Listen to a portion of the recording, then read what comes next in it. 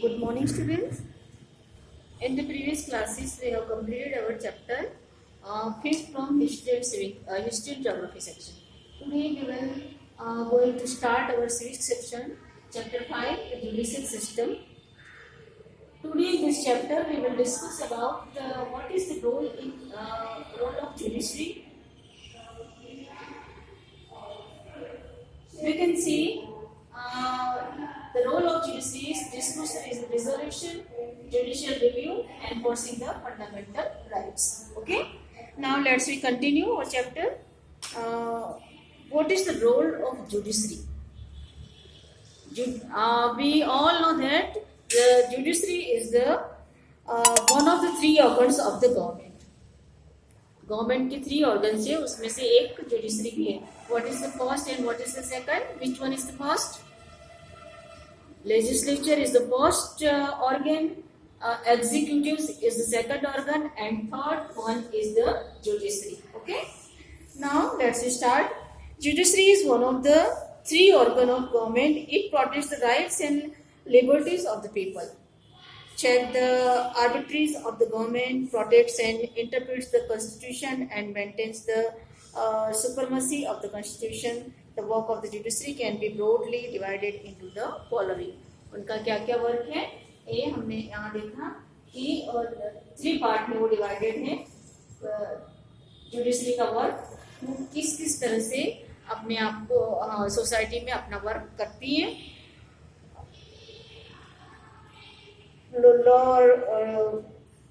Law order को maintain करना and उसको किस तरह से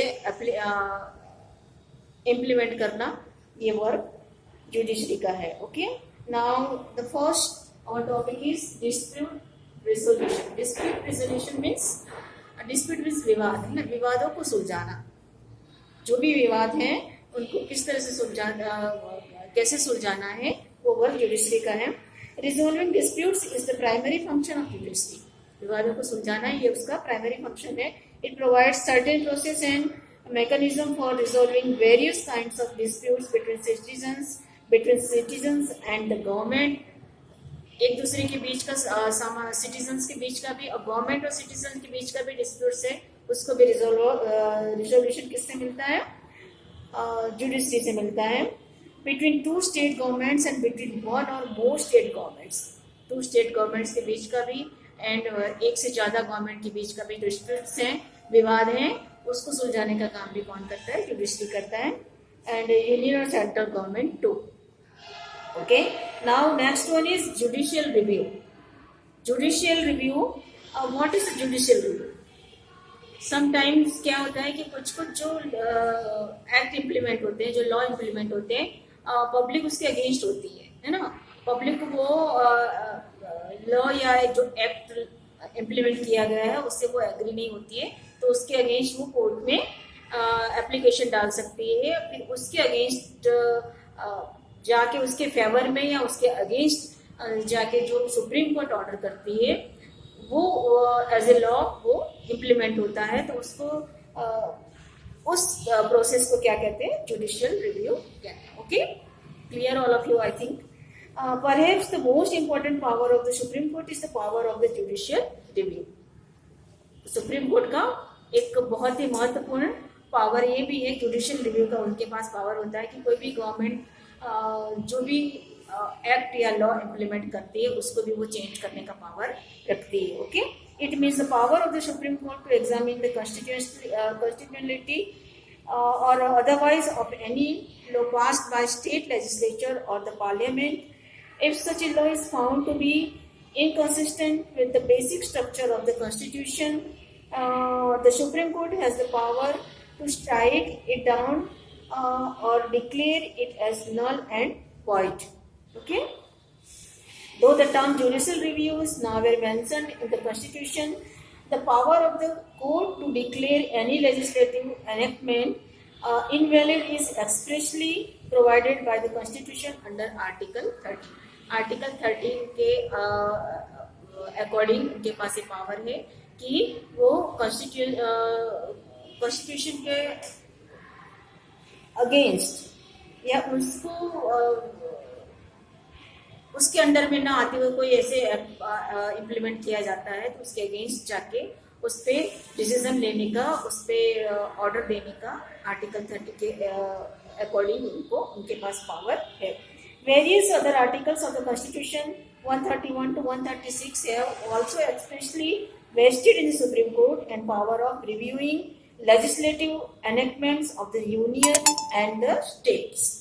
है ना, सेंट्रल लेवल का हो चाहे स्टेट लेवल का हो, तो इस तरह की जो चेंजिंग की जरूरत पड़ती है तो सुप्रीम कोर्ट के पास ये पावर है. Okay, the Supreme court is the guardian of the constitution and it has the right to decide whether various matters are part of the basic structure of the constitution when the parliament is not empowered to pass any law through amendment which violates the basic structure of the constitution. जो constitution का basic structure को नुकसान पहुंचाता हो ऐसे decision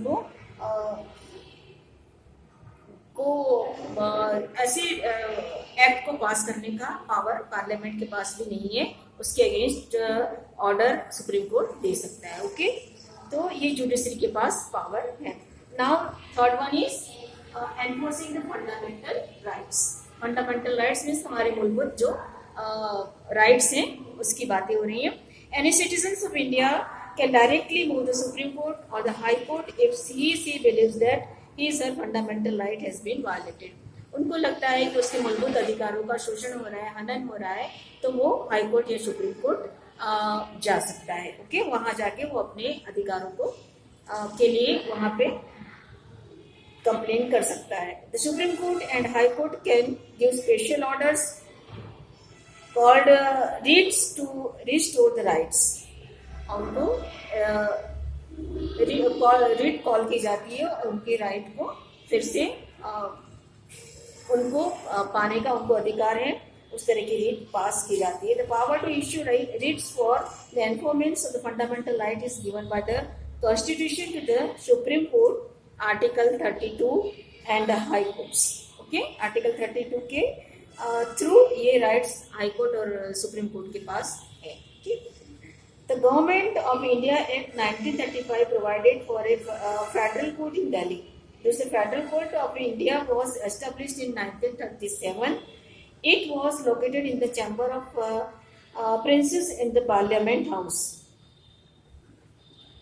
Parliament House के Prince के chamber पे वो लोकेटेड थी. 1937 में वो एस्टेब्लिश हुई थी federal court. And it functioned from 1937 to 1949. और उनका कार्यकाल कितना था? 1937 to 1949. The Supreme Court was established on 26 January 1950, and then Supreme Court was established on 26 January 1950. It moved to its present site on Mathura Road, New Delhi in 1958. अभी जो फिलहाल वो जहाँ पे है वो 1958 में वहां पे उन्होंने अपने प्रेजेंट साइट पे मूव किया था. Okay, now let us recollect the story of Hakim Sheikh which we read in class 7 textbook about an agriculture labor of West Bengal. हकीम शेख की स्टोरी हम लोगों ने क्लास 7 में पढ़ी थी.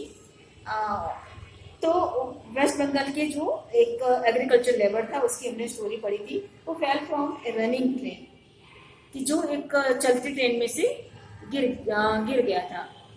We have also learn about this story ना in 7th class. ओके, तो वो चलती ट्रेन में से गिर गया था.